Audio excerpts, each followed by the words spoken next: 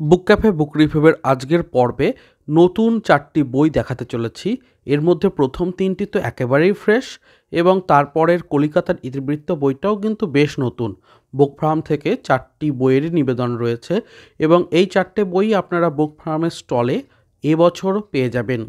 আজকের পর্বে আমি ৪টে বই নিয়ে আলোচনা করে দেবো এবং ৪টে বইয়ে কী কী রয়েছে সমস্তটা নিয়ে আপনাদের সামনে তুলে ধরবো একটা ছোট্ট পর্বরূপে। প্রথম বইটি রয়েছে ব্রাম স্টোকারের ভয় সমগ্র। বইটা এসেছে ডিমাই সাইজে হার্ড কভারে এবং বইটির অনুবাদ করেছেন অভিজ্ঞান গাঙ্গুলি। হত্যাশাস্ত্র, ষড়শাস্ত্র, অপার্থিব এই ৩টি বই উনি লিখেছেন বুক ফার্ম থেকে। তো বর্তমানে উনি অনুবাদকের কাজ করেছেন এই বইটিতে। বইটিতে ইলাস্ট্রেশন কোনো ব্যবহার করা হয়নি। সম্পাদনা করেছেন সোনাল দাস।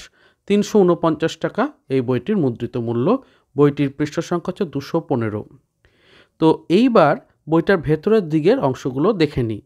ফিজিক্যাল বিষয়গুলোকে বলে নেওয়ার পরে যদি আমি গল্পের দিকে আসি তাহলে বলবো ১৪টি গল্প রয়েছে এই বইটির ২ বলাটের মধ্যে এবং এই ১৪টি গল্পই কিন্তু ড্রাকুলা সিরিজের বাইরে, মানে ড্রাকুলার যে গল্পটা ছিল সেটার বাইরে ব্রাম স্টোকার তার কর্মজীবনে অনেক ছোট বড় গল্প লিখে গেছেন। সেগুলোর মধ্যে থেকে ১৪টা গল্পকে এখানে তুলে ধরা হয়েছে এবং শেষে একটা বিষয় লক্ষ্য করবেন, ব্রাম স্টোকারের কর্মজীবনের একটা আর্টিকেল রাখা হয়েছে, যেটা কিন্তু যারা ব্রাম স্টোকার সম্পর্কে আরও একটু জানতে চাইছেন তাদের জন্য উপরি পাওনা। আমার মনে হয় এই জায়গাটা যোগ করে কিন্তু খুব সুন্দর একটা কাজ হয়েছে বুক ফার্ম থেকে। আরও একটা জিনিস বলে রাখি, পৃষ্ঠার কোয়ালিটি এবং প্রিন্ট ইত্যাদি তো বিষয়গুলো খুবই ভালো। আর প্রত্যেকটা পেজে যেভাবে লেআউটটা করা হয়েছে দেখতে কিন্তু বেশ সুন্দর লাগে। ইলাস্ট্রেশন না থাকলেও বইটা কিন্তু খুব সুন্দর, হাতে ধরে একটা গুড ফিল হয়। প্রত্যেকটা গল্প কোথা থেকে নেওয়া হয়েছে মূল কাহিনী সেটা কিন্তু ব্র্যাকেটে দেওয়া রয়েছে এবং আপনারা প্রতিটা গল্পেই ছোট ছোট যে বিষয়গুলোকে সেটা গল্পের শেষে একটা ফুটনোট আকারে পেয়ে যাবেন। যদি লেখকের কিছু অতিরিক্ত তথ্য দেওয়ার থাকে, মানে অভিজ্ঞান গাঙ্গুলি এখানে এই ছোট ছোট তথ্যগুলো এখানে জুড়ে দিয়েছেন, তো সেদিক থেকে আমার মনে হয় এই বইটাকে আপনারা অবশ্যই বুক ফার্মের স্টলে পারচেস করবেন। ৩৪৯ টাকা মুদ্রিত মূল্য রয়েছে, তার ওপর তো ছাড় থাকবেই। ওপরের প্রচ্ছদ কিন্তু দারুণ গ্লসি এবং বইটা হাতে নিয়ে একটা দারুণ ফিল আসে। আমার মনে হয় খুব ভালো লাগবে। চলুন ব্রাম স্টোকারের কর্ম ও জীবনের বিষয়টাও একটু দেখিয়ে দিই। ব্রাম স্টোকার কীভাবে লিখতে শুরু করলেন এবং প্রথম জীবন থেকে কি করে লেখক জীবনে প্রবেশ করলেন সে সম্পর্কিত আলোচনাটা কিন্তু বেশ আকর্ষণীয়। অবশ্যই এই বইটাকে এই বইমেলাতে কলকাতাতে দেখতে পারেন। পরের যে বইটা, সেই বইটার নাম হচ্ছে মানুষের মাংসের রেস্তোরাঁ। মোজাফফর হোসেনের লেখা, বাংলাদেশের লেখক ইনি এবং বইটিকে হার্ড কভারে তৈরি করা হয়েছে। ওপরে কিন্তু একটা গ্লসি মলাট বা জ্যাকেট আমরা দেখতে পাই। বইটার মধ্যে আপনারা ছোট ছোট গল্প পেয়ে যাবেন 23টি মতো এবং ছবিগুলো আলাদাই ভাইবস দেবে, এটুকু বলতে পারি। বাংলাদেশের অত্যন্ত সমাদৃত এবং বহুল আলোচিত বই হচ্ছে এটি। বইটি বেস্ট সেলারও হয়েছে, ইংরেজিতে অনুদিত হয়েছে, হিন্দি, গুজরাটি, নেপালি বহু ভাষাতেই, এমনকি স্প্যানিশেও কিন্তু অনুদিত হয়েছে। বইটির দাম ২৭৫ টাকা রাখা হয়েছে এবং আপনাদের মনে হতে পারে যে এই 23টি গল্পে কী এমন বিষয় রয়েছে যে এতটা ডিম্যান্ড। তো আমি যখন পড়তে শুরু করলাম তো দেখলাম পরাবাস্তবতা বা ভায়োলেন্স এগুলো তো রয়েইছে, তার থেকেও যেটা ভেতরের গল্প সেটা অনেকে পড়তে গিয়ে ধরতে পারবেন, সেটা হচ্ছে যে একটা সমাজের নগ্নরূপ, মানে সমাজের যে ফ্লসগুলো রয়েছে, ড্রব্যাকসগুলো রয়েছে, ত্রুটিগুলো রয়েছে, সেগুলোকে রূপক অর্থে দেখাতে চেয়েছেন লেখক। মানে মানুষের মুখোশের আড়ালে আরও একটা লুকিয়ে থাকা মানুষ, কিংবা সমাজের এত ঝাঁ-চকচকে রূপের ভেতরে একটা কুৎসিত সমাজ, একটা ডার্ক টোনের বিষয়গুলোকে মানে গল্পের আকারে তিনি ধরতে চেয়েছেন এবং যিনি পাঠক তার সামনে প্রশ্ন রেখেছেন যে আমাদের সমাজটা কতটা ঠুনকো, কতটা নগ্ন আর কি।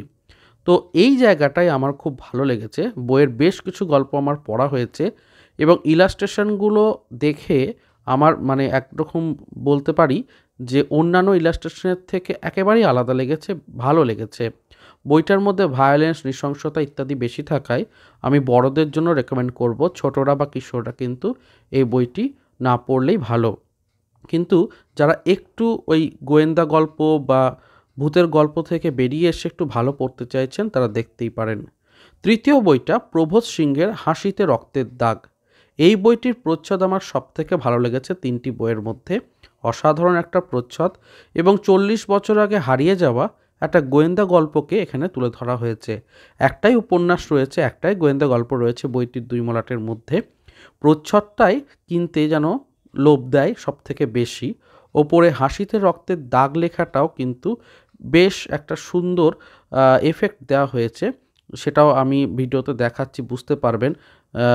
একটা ফিল দিচ্ছে, মনে হচ্ছে যেন লেখাটা কার্ভড রয়েছে এরকম একটা।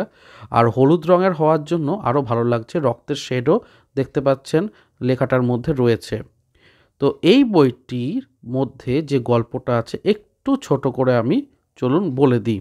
গল্পের প্রধান চরিত্র নিশিকান্ত বাবু তার বাড়িতে দালানে বসে সকলের সাথেই ভাল্লুক নাচ দেখছিলেন। দেখতে দেখতে হঠাৎ মজা দেখে ভাল্লুকের তিনি হাসতে শুরু করেন এবং হাসতে হাসতে তা এমন একটা পর্যায়ে চলে যায়, হঠাৎ করেই তার হার্ট অ্যাটাক হয়ে গিয়ে তিনি মারা যান। এবং এই অদ্ভুতভাবে মারা যাওয়াটা একজন সুস্থ স্বাভাবিক ব্যক্তির, সেটাই কিন্তু তার ছেলে দেবব্রতকে ভাবিয়ে তোলে। তখন গোয়েন্দা সত্রাজিতের আগমন হয় এবং গোয়েন্দা সত্রাজিৎ বিভিন্ন রিসার্চ করে সকলের সাথে কথা বলে তাদের মধ্যে ক্লুজ খুঁজে কোনটা মিসফিট করছে কোনটা ফিট করছে, এইভাবে ধীরে ধীরে স্টেপ ওয়াইজ এগিয়ে খুনিকে ধরছে বা কীভাবে মৃত্যুটা ঘটেছে সেটা দেখাচ্ছে। তো সেইটা হচ্ছে গল্পের মোড়কে রয়েছে। অলঙ্করণ শুভম ভট্টাচার্যের খুবই ভালো লেগেছে, একটা ফেলুদা ভাইবস দেয়। তো আমার মনে হয়েছে এই বইটাকেও অবশ্যই পারচেস করা যেতে পারে। 276 টাকা মুদ্রিত মূল্য। এর পরের যে বইটি রয়েছে কলিকাতার ইতিবৃত্ত, সেটা নিয়ে নতুন কিছু বলার নেই, কারণ প্রাণকৃষ্ণ দত্তের এই বইটির হাইপ প্রথম থেকেই ছিল যখন বইটি প্রকাশিত হয়েছিল। এই বইটির মুদ্রিত মূল্য একটু বেশি, 450 টাকা মতো। তবে অবশ্যই বইটির মধ্যে আপনারা কলকাতা শহর গড়ে ওঠার একেবারে ইতিবৃত্তটা পেয়ে যাবেন। কালীঘাট থেকে শুরু করে গোবিন্দপুর, সুতানুটি, কলকাতা ইত্যাদি গ্রামগুলির একেবারে পূর্বের পর্যায় সেগুলোকে খুব সুন্দরভাবে তুলে ধরা হয়েছে এবং অবশ্যই কৌশিক মজুমদার তো এখানে সম্পাদনার বিষয়টা দেখেছেন, টিকা ইত্যাদি তো যোগ করেইছেন। তো আমার মনে হয় এই বইটাকেও আপনাদের অবশ্যই বুক ফার্মের যে স্টল রয়েছে সেখানে ভিজিট করলে কিন্তু অবশ্যই নেওয়া উচিত। এই ধরনের বইগুলো আমাদের নন ফিকশন জগতের একটা জেম বলা যেতে পারে এবং কলকাতার আদি উত্থান সমস্ত কিছুকে জানতে এই বইটা কিন্তু খুব গুরুত্বপূর্ণ একটা ভূমিকা পালন করবে বলে আমার মনে হয়। যারা এর বিষয়ে জানতে চাইছেন, এই ধরনের টপিককে আলোচনা করতে চাইছেন, তাদের জন্য কিন্তু এটা একটা বেস্ট অপশন। এবং বইটার মধ্যে স্পেশালি ছবিগুলো বলবো ভীষণই দুষ্প্রাপ্য এবং ছবিগুলো দেখলে অনেক কিছু আপনারা বুঝতেও পারবেন, জানতেও পারবেন প্রাচীন রীতিনীতি সম্পর্কেও। তো আজকের পর্বে আমি চেষ্টা করলাম 4টে নতুন বই নিয়ে আপনাদের সামনে আলোচনা করতে। এই 4টে বইয়ের প্রত্যেকটাই আপনারা বুক ফার্মের স্টলে পেয়ে যাবেন। বইমেলা চলবে 31শে জানুয়ারি পর্যন্ত। এই কিছুদিনের মধ্যে আপনারা যদি বুক ফার্মের স্টলে ভিজিট করেন কলকাতা বইমেলাতে, তাহলে অবশ্যই আপনারা এই 4টি বইকে পারচেস করবেন। এই 4টি বই ভিন্ন ভিন্ন স্বাদের এবং এই 4টি বই আপনার যে গল্পের বই পড়ার যে পিপাসা সেটাকে অবশ্যই মেটাবে। অন্ততপক্ষে আমার তরফ থেকে রেকমেন্ডেশন রইল।